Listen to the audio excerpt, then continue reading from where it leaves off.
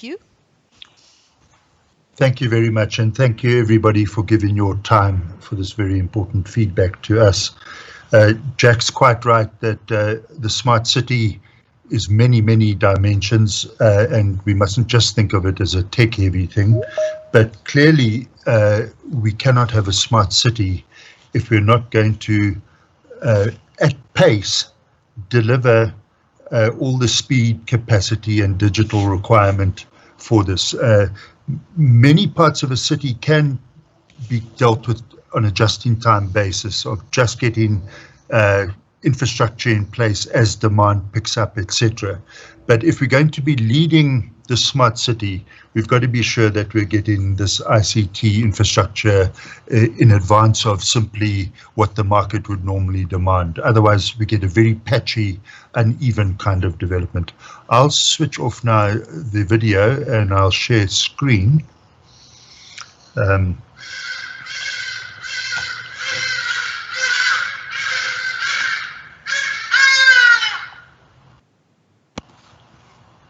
Sorry, I've just not seen which one I have to be sharing at the moment. Let me unshare for a while.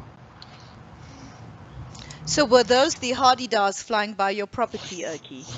I'm sorry, yes, I can't control those, but no one can, of course. Hardy-Dars are a law unto themselves. Just as this trying to find the right thing to share right now has become a bit of a law unto itself. I'm sorry about this. There's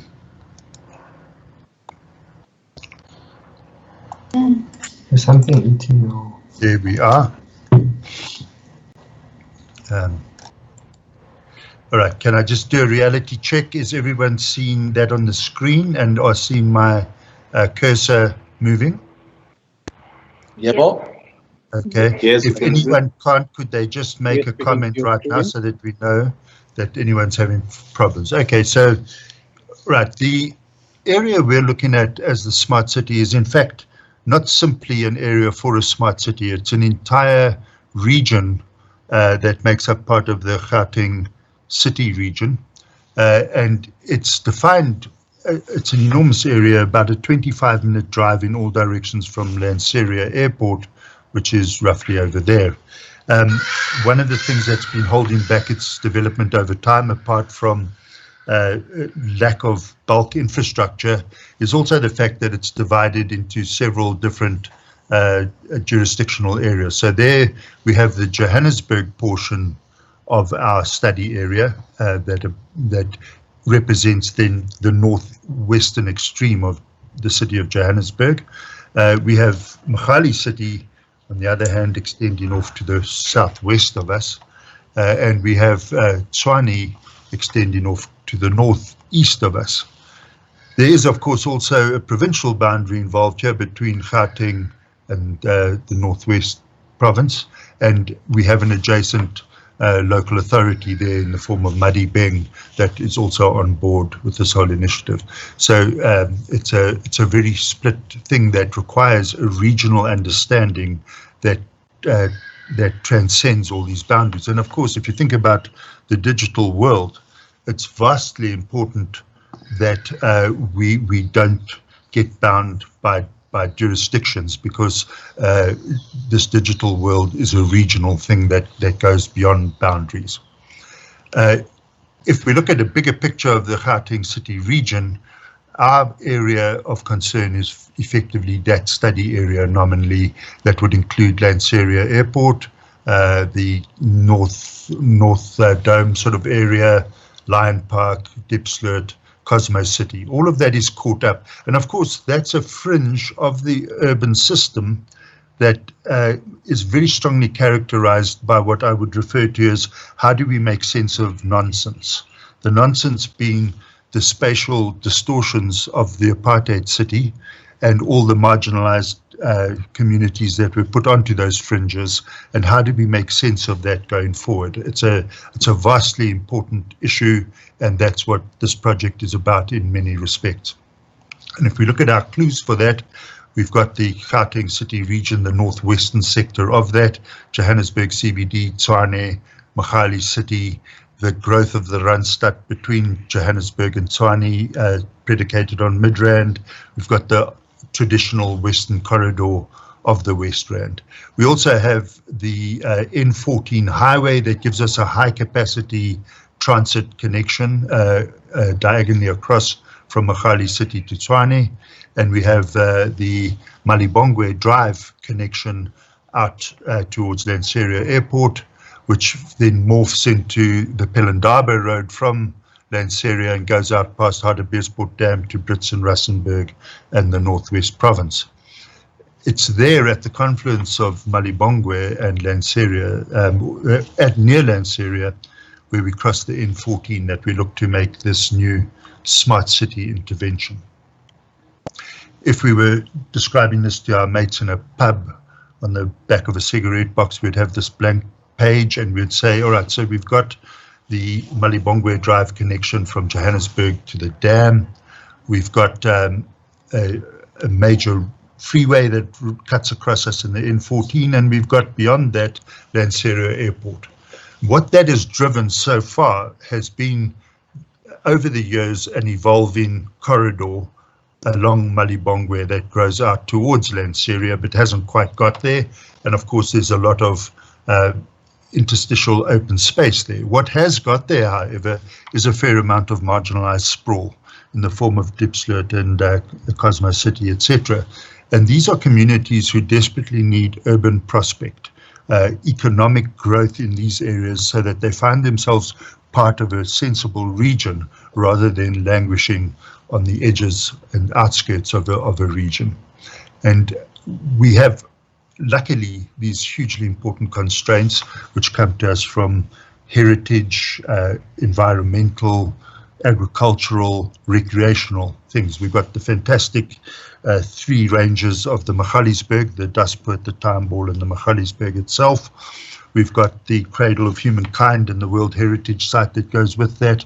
We've got a lot of agricultural potential.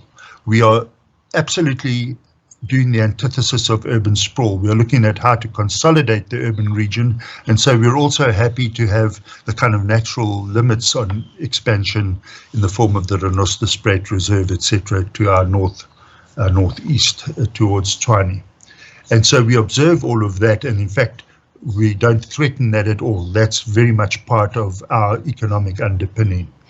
And what it is we're looking to do then is to say, how do we take the energy of this urban corridor that wants to grow out to Lanseria? How do we take the advantage of this major freeway in the form of the N14? And how do we then stitch across that with new infrastructure so that we can start to pull together something that is cohesive, clear, and run on the basis of urban principles and urban fundamentals? And very importantly, we don't lead with housing here. This isn't a repository for housing.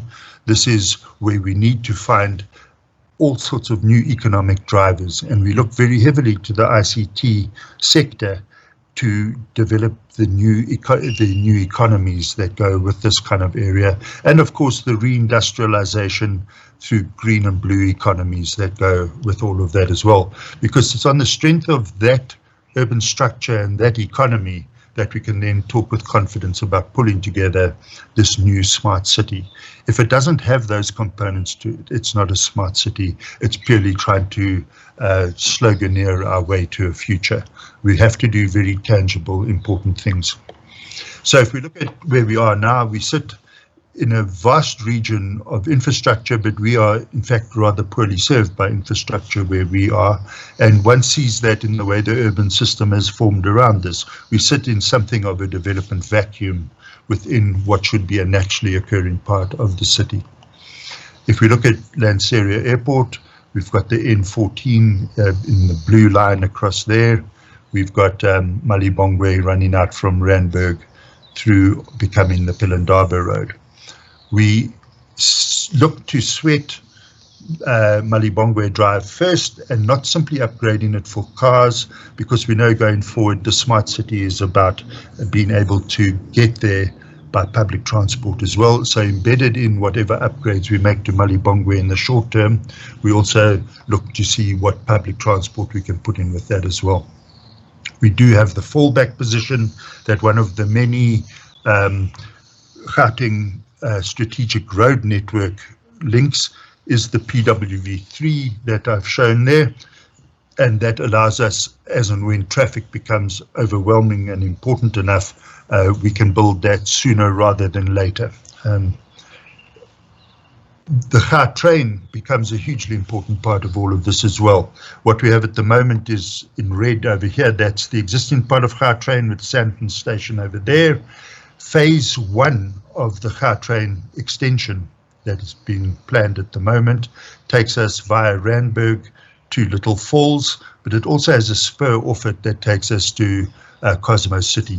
You can see there that amount of new infrastructure in the short term via Gauteng, the Gautrain, actually gives us quite a lot of penetration into the southern portion of our study area. But absolutely what we need to be doing is taking that Cosmos City connection and seeing if we can't sooner rather than later extend it through to Lanseria Airport, so that we have a direct connection between Lanseria Airport and OR Tambo, and that's a very important part of it.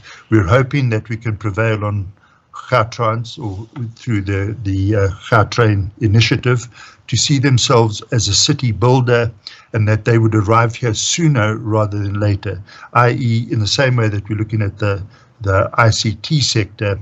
We don't want this just to be demand driven on a bums on seats kind of basis. We want to bring that program forward so that we can drive the beginning of our smart city, just as we need the ICT investment as well. If we look at the land available, all these shades of grey deliver us an area that more or less can be described as that's our zone of consolidation. The larger part of the study area beyond this is not what we're wanting to move into. We want to use that for far more productive and important ecological and recreational requirements that cover heritage and that level of the economy as well. But if we're going to get this part of the urban consolidation right, we've got to clearly understand what these underpinnings of sustainable urbanism is. As we say, it's not simply a tech-heavy city, but it has to be compact in its extent with the emphasis on walking distance. Not only is it compact, it's got to be complex. It's got to be mixed use, intense and dense. The idea, of course, is people should be able to live, work, pray and play here without having to commute unduly. And what that also gives us is, of course, one of the key underpinnings of sustainable urbanism. And it's the kind of thing that Sandton hasn't delivered, and nor has Waterfall City delivered it, nor has Melrose Arch delivered it, because simply as market-driven things, we tend to get cities that are exclusionary rather than inclusionary. And there's no question that one of the most important bases of inclusion is the ICT sector. That is the most egalitarian requirement we have to get right in this kind of democratic city. The growth of local economies is fundamental to this. We can't just have big market-driven centralist economies gobbling everything up. We have to understand how to work with this dual logic economy. It's got to be public transport based. As the Gauteng city region goes to 30 million people over the next 40 to 50 years, the car isn't going to get the job done. We've got to be looking at major transport. It's also not just going to be a taxi kind of world either. We have to reduce that need to commute, and obviously non-motorized transport is the default. And where you can't walk or cycle to something, you have access to public transport. That's a basis to everything. We've got to, of course, incorporate ecology and biodiversity. That green element of the sustainable city is vital to all of this. And then we can talk about energy efficiency. And we do that in many ways, but one of them is purely the way we pattern the city, the shape and form of it. And also then, of course, there's waste to energy and many other forms of capturing and making cities more efficient. The smart city, smart infrastructure is what we're here for today, and it's a vital component. We have to also understand the way the world's moving in terms of the next generation logistics hubs that support what cities are really all about. And cities are repositories for people to consume efficiently. As clever as we get in cyberspace, we're still not much more sophisticated than cavemen who have to pick up clubs and walk out and go and beat things to death to feed themselves. The club nowadays is a plastic card, usually wielded more by my wife than myself. The levels of infrastructure have to be appropriate to the kind of world we're creating. But the ICT is one of these things that we have to break all kinds of structural and social boundaries with. And then urban agriculture is not something that happens far away in a rural area. This is one of the most important bread baskets sitting adjacent to the future city region of 30 million people. We've got to sweat that asset, and that's a whole level of smartness as well, of course. So there's where we're looking at putting the city centre in our whole bigger scheme of the study area. And it comes to a large extent out of work that was done as the Lanseria Regional Spatial Development Policy, which guides the work we're doing now. And it's a system of, it's a polynucleated system of many nodes tied together with activity corridors, activity spines that create linkage and complexity. And the area we focus on initially is that portion in and around the consolidation effectively of the N14, where it has interchange with Malibongwe Drive. So if we look at our overall area, that's the framework that we've got to at the moment. That's the scheduling that goes with it. And as Jack says, when we add, without trying very hard, I might add 15,000 extra hectares of development space to the urban region, we grow a city way, way, way beyond that sort of city of a million. We, in mixed-use, compact, complex ways, with commercial warehousing, with business and industrial stuff, with institutional inputs, with freight and logistics, with airport, with residential, we very quickly and easily see the city growing to 3.5 million people within the order of 850,000 units, as Jack said. The trick here, of course, is not to simply lead this with residential. It's got to be led around urban structure. It's got to be led around sensible patterns of development that sweat investment into infrastructure, give us the best bang for our buck by putting it in at density, at scale, and in a concentrated way where everybody participates in a commonwealth of the city. So there we are with the overall framework. We believe that framework allows us to grow an urban corridor down into Magadi City, the old Krugersdorp area. It equally gives us the chance to grow an urban corridor back towards Tshwane. From an urban agriculture point of view, although it's agriculture across a much broader region, we certainly see an impact point that again will have ICT implications in and around the Northern Farms area, where it's the right place to be generating an agri-tech hub that is about high-intensity farming, it's about high-intensity agri-processing, and it's about agri-villages, etc. That has to get sweated and has to be supported intelligently. That all, of course, then comes with this bigger green thing, which is the economy that goes with ecology, with the blue and green, with agriculture, with heritage, with tourism, with recreation. And that, of course, itself is part of the much bigger Magaliesburg biome, if you like, that incorporates an extension of all of those things. And so that's how we see ourselves consolidating on the fringe. And that is where we look to make our initial impact from an intense point of view, in and around the intersection of Malibongwe Drive with the N14, just over there, as you see. That is a node where we look to try and accommodate Lanseria International Airport's future growth requirements and their potentially future second runway with a midfield terminal in all of that. We see our city growing primarily down towards the freeway end here, joined with what we see as an institutional hub of convention centers, international trade centers, potentially even big things like the Pan-African Congress, the Pan-African Parliament that never got traction in Midrand several years ago. And then knitting all that together, of course, is the green ecology of it all, and the commercial and freight and logistics stuff that links ourselves to the airport, and the additional stuff that grows to the north of the airport in that way, and gives us this consolidated urban zone. The underpinnings of the road structure are to create this ability for all that to happen and to encourage our connection to the airport. And if we zoom in then on what is, of course, a vast area to be filled with development, that becomes our urban core, if you like, with the majority of the early high-impact development happening in and around here, supported by Gautrain and what we hope to be a central station, a grand central station, which turns this whole thing into a transit-orientated development.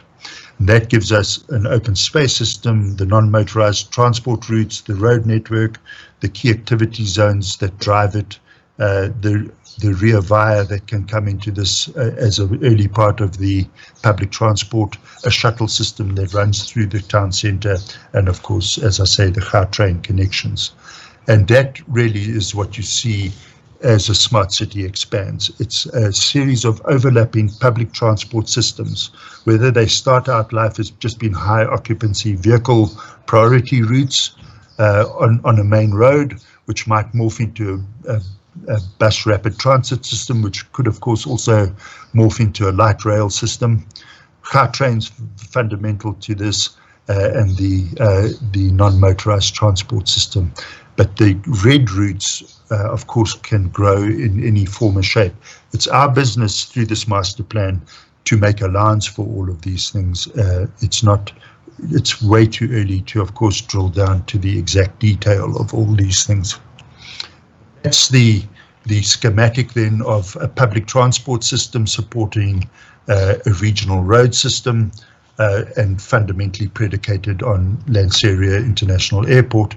And that's where we choose then to grow our city centre, to grow this institutional node, to create a support of urban expansion around that urban core, and to create development to the north of the airport in a consolidated way.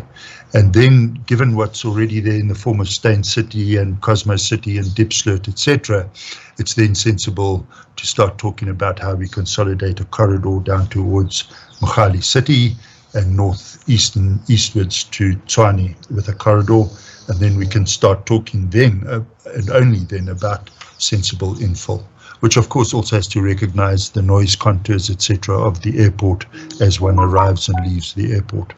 So that's, I think, the right place then to understand where we consolidate, remembering that what I refer to as the green yoke weighs heavily on us and confines our ability to expand, and we don't want to expand.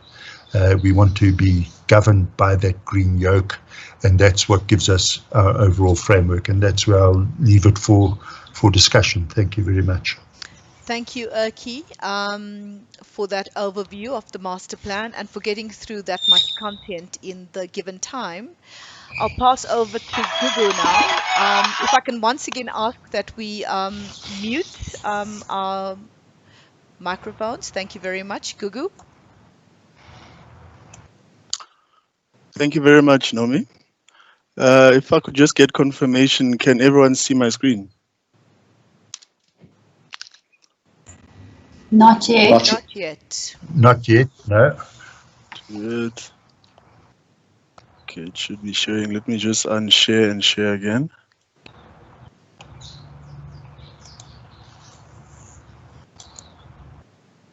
All right, should be on now. Yeah. Yes. Yeah. That we've Yeah, got now. we can Yes, all thank see you. it. 100%. Thanks for confirming. All right. I'd just like to give a bit of context before I head into the presentation. Thank you, Erki, for also laying the framework so that everyone understands what we're doing here. So, as Nomi said earlier on, we're still in pretty much the planning stages of the master plan. So, for this presentation, there aren't many slides that speak to detailed work that has been done. So, in essence, we're not going to be taking 30 minutes just to present. We'd like this to be a forum where we engage you as the ICT sector so that we get where your thoughts are at and what your needs are. So I think it's pretty much very well known that the ICT sector is very much private sector driven.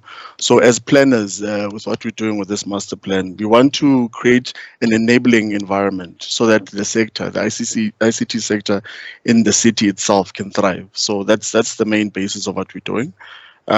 So this, as I've said earlier on, this presentation is really meant to engage you and so that you are able to state what your needs are and comment on what is really required in this planning stage so that we can include it. Okay, so that's the basis. Then in this slide, what we see is just information in the area on the infrastructure that's there. Apologies, I'm seeing that it's not quite clear, but the purple line that you see around is our study area itself. And the green and orange lines that are within, and also blue lines, is existing infrastructure that's there. So earlier on in the project, we did engage MTC, which is a branch of COJ, to find out what infrastructure is available in this area. And what was confirmed was that Link Africa, MWeb, Dark Fiber, and MTC itself has infrastructure in the area. This infrastructure is split in a few areas. So there is infrastructure, backbone core infrastructure along the R512 to Lanseria. There's also infrastructure along the R114, crossing the N14 corridor, and along Cedar Road. So that's just at a high level, the infrastructure that's there. We do know, though, still need to confirm if there's infrastructure from OpenServe, Liquid Telecom, and MTN. I'm glad to see that there was a person that I saw from MTN on the call. So we still do need to engage those service providers to find out if the infrastructure is there in this area as we've defined it. At this level of thinking, what we know will be required is the infrastructure that will be required for ICT is sleeves, ducting, fiber itself, manholes and drop boxes, data centers, and any other items that hopefully we'll discuss at the end of this session. So the plan really is the good thing is that a lot of this is a green development. So it's starting from scratch. So a lot of the ICT infrastructure ideally should be installed when all the other engineering infrastructure is installed. So example, what you see in the picture on the lower right is where you get electricity cable, water pipes, sanitation pipes, stormwater pipes, and the road itself. So ideally, when all of this is being put in, fiber infrastructure should also be in place and put in at the same time. One of the very important areas that or aspects that we would like in this city would be for there to be free Wi-Fi in the area. I think it would really help with connectivity for everyone who resides and works in the city itself. All of this that I've discussed obviously will come at a cost. So there is an idea to set up a special purpose vehicle to really fund the infrastructure. So this doesn't just speak to ICT, it speaks to all the other infrastructure, roads, bulk water, bulk sanitation. So all of that is thought that to fund it and actually install it, SPV would be a great way to do that. So this is also one aspect where we would like to get your feedback as the ICT sector in terms of answers on would this be the right way to approach it. Right. So that's the infrastructure that would be needed.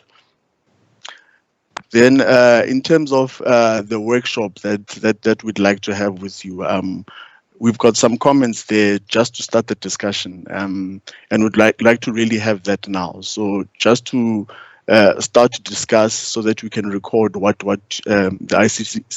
ICT sector sees happening in this city. So the first is what I've just spoken about now. Would an SPV model be the right mode or way to implement the infrastructure that's required? What standards should we be looking to use in the city? The infrastructure that will be required. I've touched on a couple of them. What else do you see having to go in? Space requirements. There's already land uses that are set out in the city itself, but what are the space requirements for data centers or any other infrastructure that is required in the area? And what initiatives, ICT initiatives specifically, should be championed in what we term to be an ICT, a smart city, and any other inputs that you may have. Thank you very much, Gugu. So what I'd like to suggest is we keep that slide up. But what we'll do is we'll probably deal with any broad questions that participants may have, in terms of the presentations given. And then we can get to these questions. What I'd like to ask is that you please press the raise hand button. And also, if you would state your name and organization as you're contributing to the discussion, and that is for our record keeping purposes. Jack, I see your hand is up, so I'd like you to come in here. Thank you.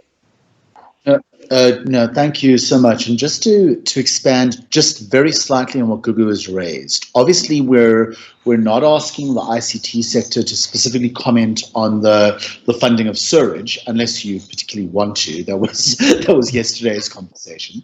But I do think that we are particularly interested in your view of what digital infrastructure we should be making allowance for over the next 15 years, and that obviously includes 5G. So so in this context, we are definitely including not only fiber and the like, but also broadcast tower. You know, is it about broadband meshes? These are the kind of things that also need to be considered, especially because in all of our work with the business process outsourcing sector, we are continually being advised that smaller hubs distributed across wider spaces are going to be part of the long tail of services in the age of the cloud. And we obviously want to be able to be as competitive as possible.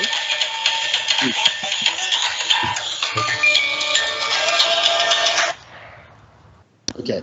We obviously are trying to be as competitive as possible in Gauteng, but these are the kind of areas where we really need as much input as possible. But let's open up as far as we go. And the 5G conversation is definitely on the table. One of the things that I did want to add is that there is a strong consideration of funding the fiber and any other infrastructure under the SPV, so that the cost of it is actually recovered through future service charges, which could include municipally charged access to certain elements of the ICT infrastructure. So if we're looking at kind of creating a municipal broadband capability, and those kinds of conversations are the ones we want to be having now. Because if we do want to, for example, suggest that there be a competitive process to provide that service and that the charge be done through people's rates accounts or et cetera, that's an interesting way of looking at the situation. But yeah, I'll just trying to provoke as much conversation as we can, Nani. And Urki, you also want to come in. Thank you, Urki. Thank you. And first, I want to apologize for having my mic on when my phone rang. If it was under different circumstances, I'd stand everybody to a drink as a penalty for that.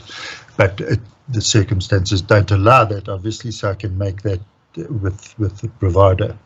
I'd like to also just give an indication of some of our experiences. I've been very lucky to have birthed and been party to the growth of the whole Mhlanga Ridge Newtown Centre north of Durban, around the Gateway Shopping Centre. And of course, that's a whole urban system that has grown literally in green fields over a 15 to 20 year period. And the take that we can learn from that from an ICT point of view is quite interesting. First of all, we found it very hard to be taken seriously. Nobody honestly believed that what we were doing was going to happen. And so everybody was sitting back waiting to see and simply to follow. And I think we want to just, again, exhort everybody here to understand that this is a very real thing and we're moving with real purpose and intent, and to start taking it very seriously. We would have thought the cell phone companies should have been there ahead of time, understanding the need to be in place. But in fact, we found only a few of them really had a pioneering kind of spirit. The rest were very much followers. Few embraced the bigger idea and mostly simply wanted to pick up around the edges I suppose it's almost like a high-tech boer maak 'n plan kind of a process, and that's not good enough for what we're trying to do. And we only, with this whole rollout of fiber, the only way we knew when the next one was coming in was at the precise moment when somebody covered up the last ditch from having just put in a fiber. So we had fiber duplicating fiber literally 4 or 5 times over. And it seems to us there's got to be a far more coordinated way that one can think about these things as well. But as Gugu said, it's very much a private enterprise-driven thing, and we need to know how to get on this together with you all. Thank you.